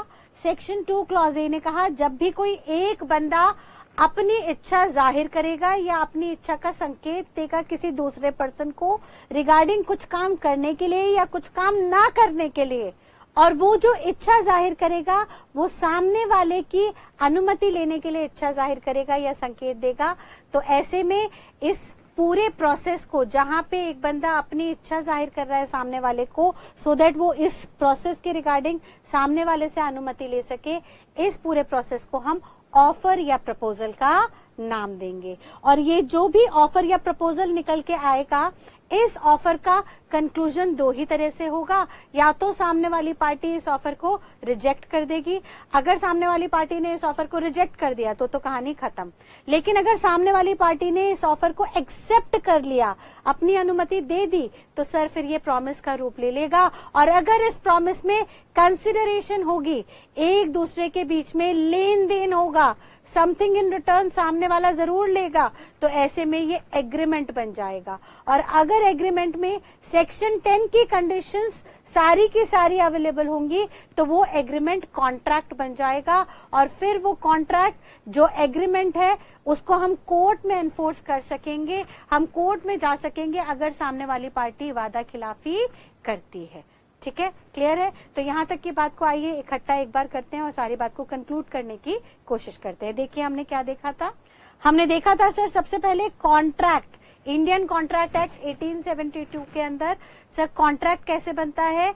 कॉन्ट्रैक्ट बनने के लिए हमें दो एलिमेंट्स चाहिए, एग्रीमेंट एनफोर्सेबल बाय लॉ। पहला एलिमेंट एग्रीमेंट है, दूसरा एनफोर्सेबिलिटी बाय लॉ। यानी किसी भी एग्रीमेंट में अगर सेक्शन 10 की कुछ कंडीशंस मीट होंगी तो उस एग्रीमेंट को आप कोर्ट में एनफोर्स करा सकते हो। एनफोर्स कराने का मतलब है कि अगर वो एग्रीमेंट दोनों पार्टी ने पूरा कर दिया तो बहुत बढ़िया, लेकिन अगर दोनों में से किसी भी पार्टी के बीच में डिस्प्यूट आ गया, दोनों में से कोई भी पार्टी अपने वादे को तोड़ती है, वादा खिलाफी करती है, तो दूसरी पार्टी कोर्ट में जा सकती है, उसके अगेंस्ट कोर्ट में एक्शन ले सकती है, कोर्ट में जाके सामने वाली पार्टी को मजबूर कर सकती है अपने वादे को पूरा करने के लिए। तो सर किसी भी एग्रीमेंट को कोर्ट में एनफोर्स कराने के लिए कुछ टर्म्स एंड कंडीशंस को आपको पूरा करना होगा। वो टर्म्स एंड कंडीशंस 10 कंडीशंस होंगी जिनको हम आगे चल के सेक्शन 10 के अंदर देखेंगे। सेक्शन 10 की जब ये सारी कंडीशंस आप मीट करोगे तो आप इस एग्रीमेंट को कोर्ट में ले जाके एनफोर्स करा सकते हो। हाउएवर एग्रीमेंट कब बनेगा? सर एग्रीमेंट तब बनेगा जब कोई भी प्रॉमिस कंसिडरेशन के लिए होगा, यानी किसी भी प्रॉमिस में अगर लेन देन होगा दोनों पार्टी में गिव एंड टेक होना जरूरी है। अगर प्रॉमिस हो रहा है दो या दो से ज्यादा लोगों के बीच में फॉर सम कंसिडरेशन, तो वो एग्रीमेंट बन जाएगा। और एग्रीमेंट कब बनेगा? सर जब कोई प्रपोजल देगा और सामने वाली पार्टी उस प्रपोजल को एक्सेप्ट कर लेगी तो वो हमारे लिए एग्रीमेंट बन जाएगा। अब हमने देखा सर ऑफर या प्रपोजल कब बनेगा, तो हमने देखा था ऑफर या प्रपोजल बनेगा सेक्शन 2A के अंदर, जहां पे एक पार्टी दूसरी पार्टी को अपनी इच्छा जाहिर करेगी सो दैट सामने वाले की वो अनुमति ले सके रिगार्डिंग टू डू समथिंग और नॉट टू डू समथिंग, कुछ काम करने को लेके या कुछ काम ना करने को लेके। तो माना जाएगा कि पहली पार्टी दूसरी पार्टी को ऑफर दे रही है और दूसरी पार्टी उस ऑफर को या तो रिजेक्ट कर देगी, अगर रिजेक्ट हो गया तो कहानी खत्म। लेकिन अगर दूसरी पार्टी ने ऑफर को एक्सेप्ट कर लिया तो सर फिर वो प्रॉमिस बन जाएगा, और अगर वो प्रॉमिस के अंदर कंसिडरेशन है, लेन देन है, तो वो एग्रीमेंट बन जाएगा। और उस एग्रीमेंट में सेक्शन 10 की अगर सारी कंडीशंस अवेलेबल है तो फिर वो एग्रीमेंट कॉन्ट्रैक्ट बन जाएगा, जिसको आप कोर्ट में एनफोर्स करा सकते हो अगर दोनों में से कोई भी पार्टी अपने वादे को तोड़ दे। यानी मैम अगर किसी एग्रीमेंट में सेक्शन 10 के एलिमेंट्स नहीं होंगे तो फिर वो एग्रीमेंट कोर्ट में नहीं जा सकता। यस बेटा, वो एग्रीमेंट कोर्ट में नहीं जा सकता। फॉर एग्जाम्पल, आप अपने फ्रेंड को कहते हो कि भाई मैं तुझे गिफ्ट लाके दूंगा या लाके दूंगी ऑन वैलेंटाइन डे और बर्थडे, और उस पर्टिकुलर डे पे आप वो गिफ्ट लेके नहीं आते, तो क्या आपका फ्रेंड आपके अगेंस्ट कोर्ट में केस फाइल कर सकता है? नहीं कर सकता। यानी किसी भी एग्रीमेंट को कोर्ट में एनफोर्स करने के लिए कुछ टर्म्स एंड कंडीशंस को पूरा करना होगा, जिसको हम अगली क्लास में जाके देखेंगे। बट अभी के लिए हमें सिर्फ इतनी बात ध्यान रखनी है कि सर एक ऑफर होना चाहिए, ऑफर के अंदर एक्सेप्टेंस होनी चाहिए, एक्सेप्टेंस के साथ साथ कंसिडरेशन होगा, और कंसिडरेशन के साथ साथ सेक्शन 10 की सारी कंडीशंस फुलफिल होंगी, तो वो कॉन्ट्रैक्ट बन जाएगा which is treated as an agreement enforceable in the court of law. और इसमें कंसिडरेशन का मतलब क्या होगा, एक बार उसको भी देखेंगे। सर कंसिडरेशन का लिटरल मीनिंग यहाँ पे सेक्शन 2 क्लॉज डी के अंदर दिया गया।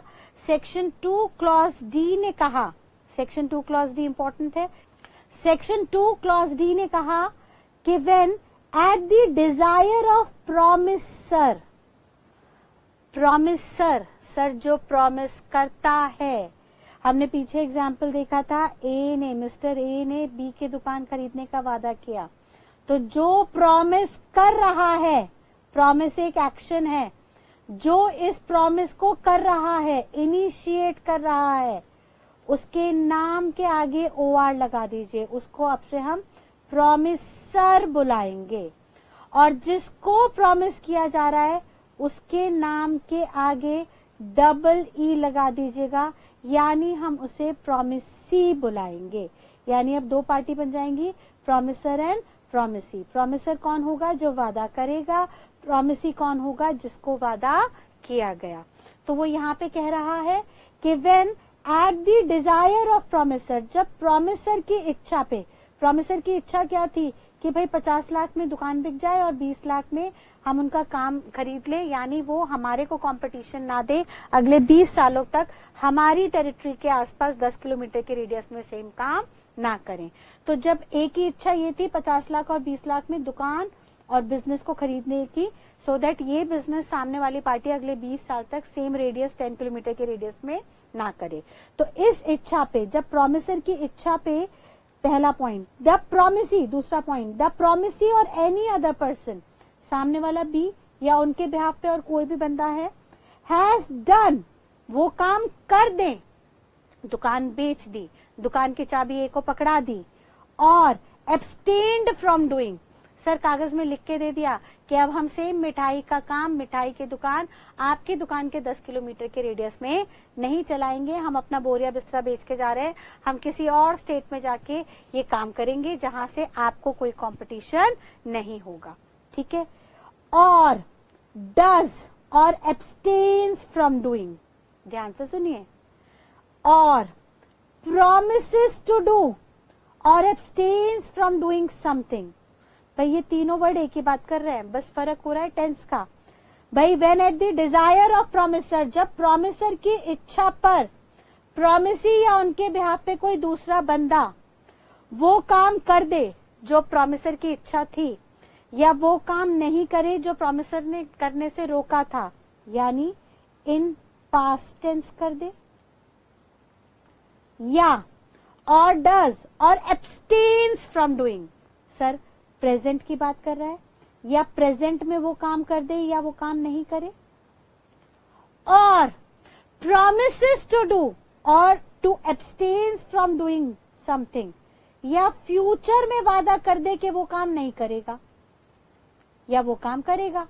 यानी सर हमने प्रेजेंट में क्या काम कर दिया, दुकान की चाबी पकड़ा दी, बी ने ए की इच्छा पे दुकान की चाबी ए को पकड़ा दी, दुकान बेच दी, ये तो प्रेजेंट में कर दिया, और कागज में लिख के दे दिया कि सर अगले 20 सालों तक सेम बिजनेस आपकी दुकान के आसपास के 10 किलोमीटर के रेडियस में नहीं करूंगा, तो सर ये फ्यूचर का टेंस हो गया, यानी 50 लाख का काम जो था वो आज ही कर दिया, और 20 लाख के लिए जो कंसिडरेशन थी उसका फ्यूचर में वादा कर दिया कि अगले 20 सालों तक सेम बिजनेस नहीं करूंगा, तो ये उनके लिए कंसिडरेशन बन गई। मैम किसके लिए कंसिडरेशन बन गई, फॉर सच एक्ट और एब्सटिनेंस इज कॉल्ड कंसिडरेशन। भाई सिंपल सी बात, बहुत सिंपल डेफिनेशन है, दिमाग में बैठाइए, ऑल्दो इसको डिटेल में कंसिडरेशन के चैप्टर में जाके पढ़ेंगे, मैं बार बार कह रही हूँ ये बेटा सिर्फ ओवरव्यू है, बट ओवरव्यू को बहुत अच्छे से ग्रास्प कीजिएगा। उन्होंने कहा when at the desire of promiser, जब प्रॉमिसर की इच्छा पे प्रॉमिसी या कोई और पर्सन कुछ काम कर दे या ना करे पास्ट में, या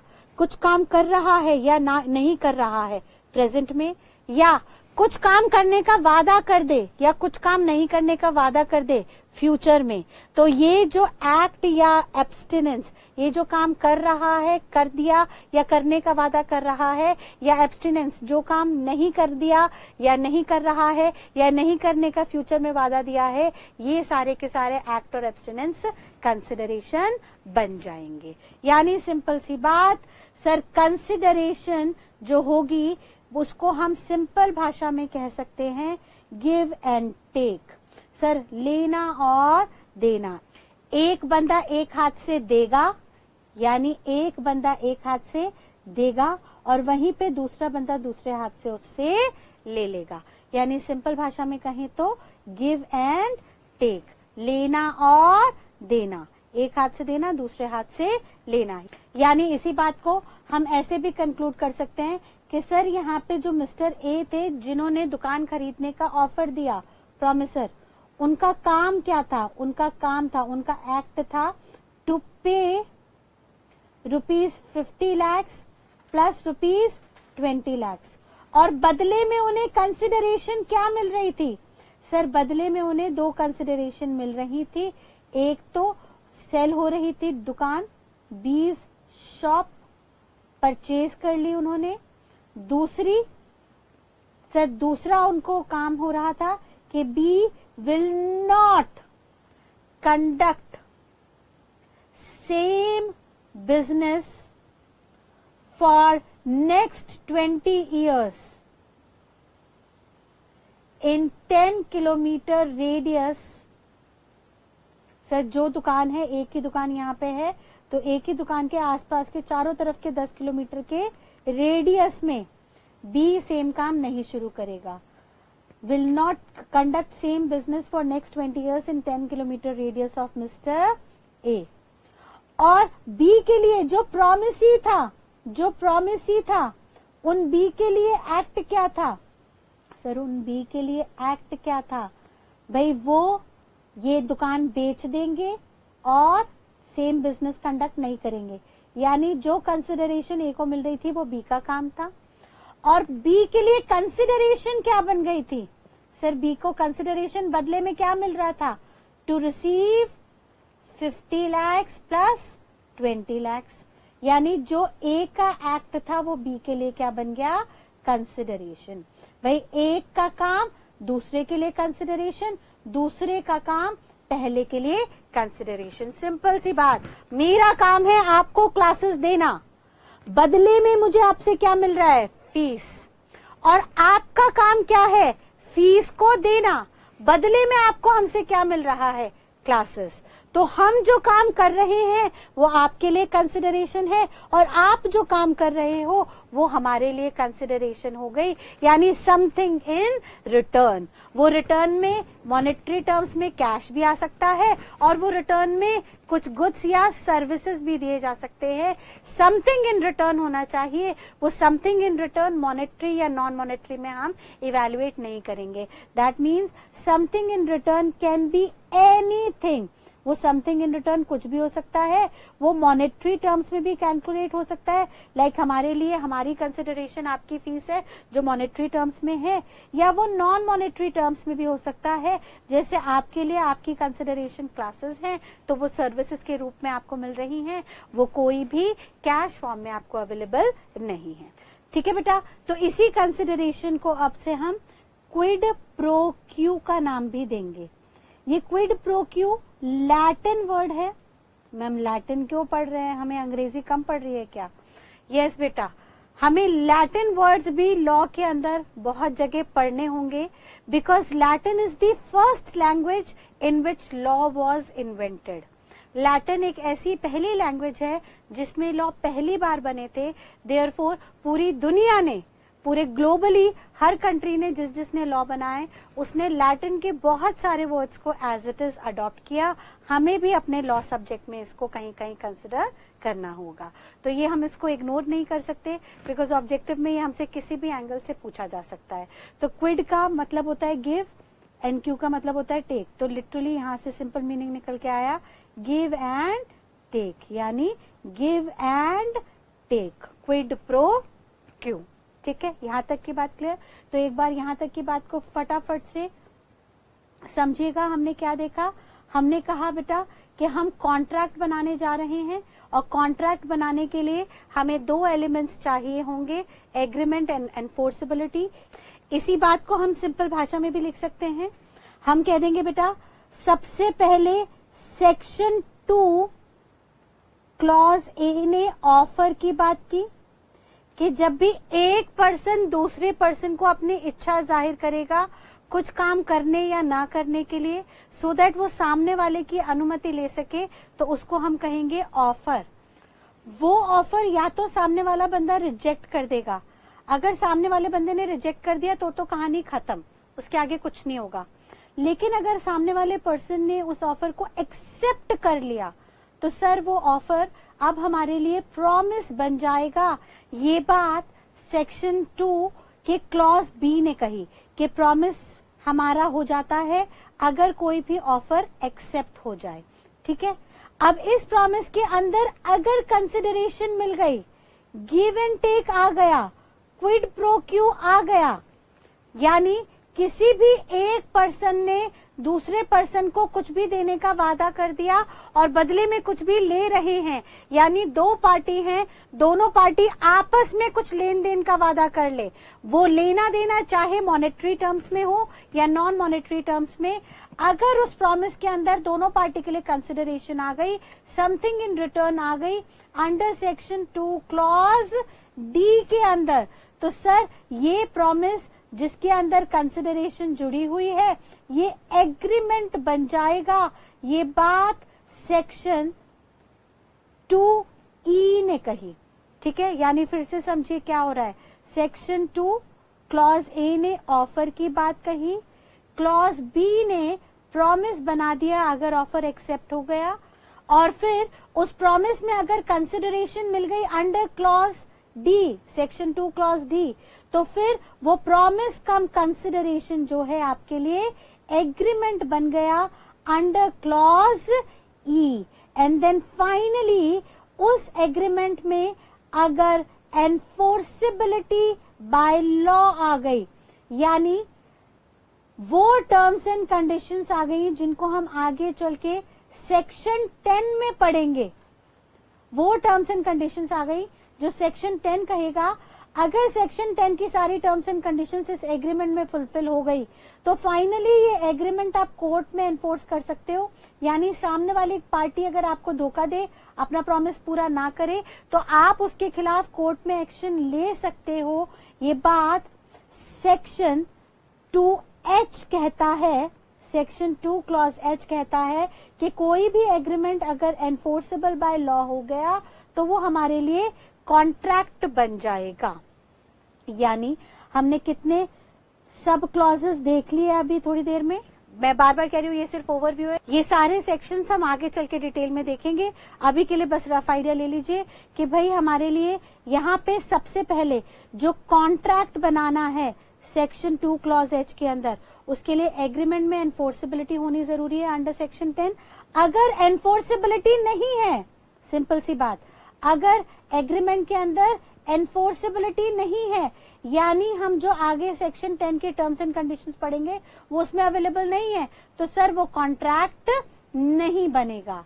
सिमिलरली अगर किसी प्रॉमिस के अंदर कंसिडरेशन नहीं है तो सर वो एग्रीमेंट ही नहीं बनेगा, और अगर कोई एग्रीमेंट ही नहीं होगा तो कॉन्ट्रैक्ट बनने का सवाल ही पैदा नहीं होता। और सर अगर कोई ऑफर रिजेक्ट हो गया है तो सर अगेन वो ऑफर कभी प्रॉमिस नहीं बन सकता, क्योंकि वो रिजेक्ट हो गया है, वो प्रॉमिस ही नहीं है, उस पे कोई भी कॉन्ट्रैक्ट एक्ट के अंदर ऑब्लिगेशन नहीं आएगी। ठीक है, तो यहां तक की बात क्लियर रखिएगा। और यहां तक कि हम एक कोडिंग बना लेते हैं। अब दे, अब दे, अब दे, अब दे। कॉन्ट्रैक्ट अगर कोर्ट में एनफोर्सेबल हो गया, हमने सामने वाली पार्टी को माल बेच दिया और सामने वाली पार्टी ने हमारी कंसिडरेशन हमें नहीं दी, तो हम कहेंगे अब दे, अब दे। अब तो तुझे देना ही पड़ेगा क्योंकि हम कोर्ट में जा रहे हैं तेरे खिलाफ शिकायत करने के लिए। अगर तूने अब नहीं दिया तो हम कोर्ट में तेरे खिलाफ एक्शन ले लेंगे, फिर कोर्ट में कोर्ट कचहरी के चक्कर काटने पड़ेंगे, वकीलों को फीस देनी पड़ेगी, बाद में केस हारेगा तो भी मुझे पैसे तुझे चुकाने ही पड़ेंगे। तो हम ये सिर्फ और सिर्फ कोड बनाएंगे याद करने के लिए, सिर्फ एग्जाम्स के पर्पस के लिए हमें सेक्शंस टिप्स पे याद होने चाहिए। तो सेक्शंस याद कराने के लिए हम ये निमोनिक बनाएंगे, हम ये कोडिंग करेंगे। एग्जाम में हमें ये वर्ड नहीं लिख के आना है, ये वर्ड हमें सिर्फ दिमाग में याद रखने हैं for the purpose of retention, क्योंकि हम जो भी क्लास में पढ़ेंगे उसको जब तक हम रिटेन नहीं करेंगे, याद नहीं करेंगे और याद करके एग्जाम के 3 घंटों में लिख के नहीं आएंगे, तब तक हमारी सारी मेहनत बेकार है। तो हमें इन तीनों सेगमेंट पे काम करना है, हमें कंसेप्ट को समझना भी है, याद भी करना है, और उन 3 घंटों में प्रेजेंट कैसे करना है इस पे भी हम आगे चल के चर्चा करेंगे। ठीक है बेटा, तो फटाफट से हम अब दे को डिकोड कर देते हैं। ए से हमारा क्या हो गया, ऑफर। सबसे पहले ऑफर दिया जाएगा, फिर वो ऑफर बी से क्या बन जाएगा, प्रॉमिस। 2B के अंदर प्रॉमिस है, उस प्रॉमिस के अंदर डी से कंसिडरेशन होगी, 2D की कंसिडरेशन होगी, तो वो प्रॉमिस हमारे लिए बन जाएगा एग्रीमेंट 2E के अंदर, और उस एग्रीमेंट के अंदर एनफोर्सेबिलिटी बाय लॉ होगी तो वो 2H के अंदर कॉन्ट्रैक्ट बन जाएगा। यानी इसी बात को बिना देखे फिर से एक बार मेरे साथ दोहराइएगा। अब दे, ए से सबसे पहले 2 क्लॉज ए से सबसे पहले ऑफर दिया जाएगा। अगर ऑफर रिजेक्ट तो सर कहानी खत्म, कोई प्रॉमिस कभी भी नहीं बनेगा। लेकिन अगर ऑफर एक्सेप्ट हो गया तो सर अब वो 2B के अंदर प्रॉमिस बन जाएगा, और उस प्रॉमिस के अंदर अगर कंसिडरेशन नहीं है, कोई भी लेन देन नहीं है, तो सर फिर वो कभी एग्रीमेंट नहीं बनेगा। लेकिन अगर उस प्रॉमिस में 2D के अंदर बताई हुई कंसिडरेशन आ गई, समथिंग इन रिटर्न आ गई, तो सर फिर वो हमारे लिए एग्रीमेंट बन जाएगा। एग्रीमेंट क्लॉज 2E के अंदर था, क्लॉज E के अंदर था, सेक्शन 2 के क्लॉज E के अंदर था। उस एग्रीमेंट में सेक्शन 10 की कंडीशंस नहीं फुलफिल होंगी तो वो कभी कॉन्ट्रैक्ट नहीं बनेगा, इस एक्ट के अंदर नहीं आएगा।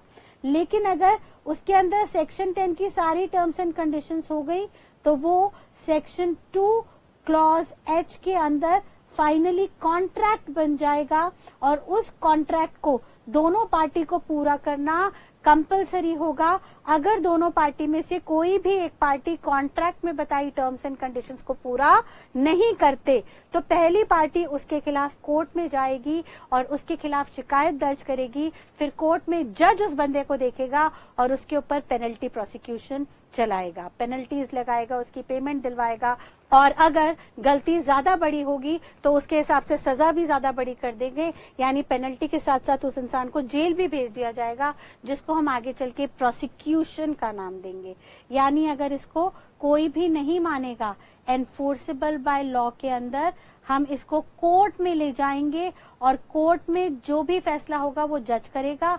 अगर आप सामने वाले की बात नहीं मानेंगे, कॉन्ट्रैक्ट को तोड़ेंगे, वादा खिलाफी करेंगे तो कोर्ट आपके ऊपर पेनल्टीज भी लगा सकता है और आपको जेल भी भेज सकता है, जिसको हम आगे प्रोसिक्यूशन का नाम देंगे। यानी उनको प्रोसिक्यूट भी किया जा सकेगा, जेल भी भेजा जा सकेगा। तो ये सारे प्रोसेस कैसे स्टेप लेंगे हम आगे चल के स्टेप बाय स्टेप देखेंगे। आज के लिए इतना ओवरव्यू काफी है। इतनी बात को आप अच्छे से रिपीट कर लीजिएगा सो दैट आगे चल के जब हम क्लासेस में एक एक टॉपिक को उठाएं तो आपको कहीं पे भी कोई दिक्कत ना आए। एक बार फिर से इस पूरे पिक्चर का ओवरव्यू ले लीजिएगा। इंडियन कॉन्ट्रैक्ट एक्ट 1872 में इंडिया का मतलब है ये एक्ट पूरी इंडिया पे एप्लीकेबल होगा except Jammu and Kashmir. Act का मतलब है it is a law made by parliament. कौन सी पार्लियामेंट ने बनाया? इंडियन पार्लियामेंट ने बनाया, भले ही ब्रिटिशर्स के टाइम पे ये बना। कौन से ईयर में पास हुआ? 1872 में पास हुआ। 1 सितंबर से लागू किया गया था। 1 सितंबर से ये जो लागू हुआ तो आज तक इंडिया में चला आ रहा है। यानी इंडिपेंडेंस के बाद भी हमारे कॉन्स्टिट्यूशन ने, हमारी इंडियन पार्लियामेंट ने इस एक्ट को एज इट इज अडॉप्ट किया और कंटिन्यू किया। ठीक है, फिर इसमें कॉन्ट्रैक्ट का मतलब हमने देखा, फटाफट से याद कीजिए। कॉन्ट्रैक्ट बनाने के लिए एग्रीमेंट प्लस एनफोर्सेबिलिटी थी, एग्रीमेंट के लिए प्रॉमिस प्लस कंसिडरेशन था, प्रॉमिस के लिए ऑफर प्लस एक्सेप्टेंस थी। तो हमने नीचे ऑफर से शुरू किया। ऑफर का सेक्शन 2 सर सारी डेफिनेशन सेक्शन 2 में थी। सेक्शन 2 का क्लॉज ए ऑफर की बात कर रहा था। ऑफर अगर रिजेक्ट हो गया था तो कहानी खत्म, ऑफर अगर एक्सेप्ट हो गया था तो वो प्रॉमिस बन गया था। प्रॉमिस के लिए सेक्शन 2B था। उस सेक्शन 2B के अंदर अगर कंसिडरेशन जुड़ गई थी सेक्शन 2D की तो वो कंसिडरेशन प्रॉमिस को मिला के एग्रीमेंट बन गई थी अंडर सेक्शन 2E। और उस एग्रीमेंट के अंदर अगर सेक्शन 10 की एनफोर्सेबिलिटी की सारी कंडीशंस आ गई तो वो सेक्शन 2H के अंदर कॉन्ट्रैक्ट बन जाता है, जिसको आप कोर्ट में एनफोर्स कर सकते हो। ठीक है बेटा, तो आज की क्लास को हम यहीं पे वाइंड अप करते हैं। ये सारे टॉपिक्स जो हमने एक एक वर्ड देखे, contract, agreement, offer, proposal, consideration, ये सारे वर्ड्स हम आगे चल के डिटेल में एक एक चैप्टर में अगली क्लास से शुरू करेंगे। तो इस ओवरव्यू को हम यहीं पे कंक्लूड करते हैं। इस बात को यहाँ तक के जरूर आप रिवाइज कीजिएगा अगली क्लास में बैठने से पहले। Till then, thank you and God bless you all. Bye bye.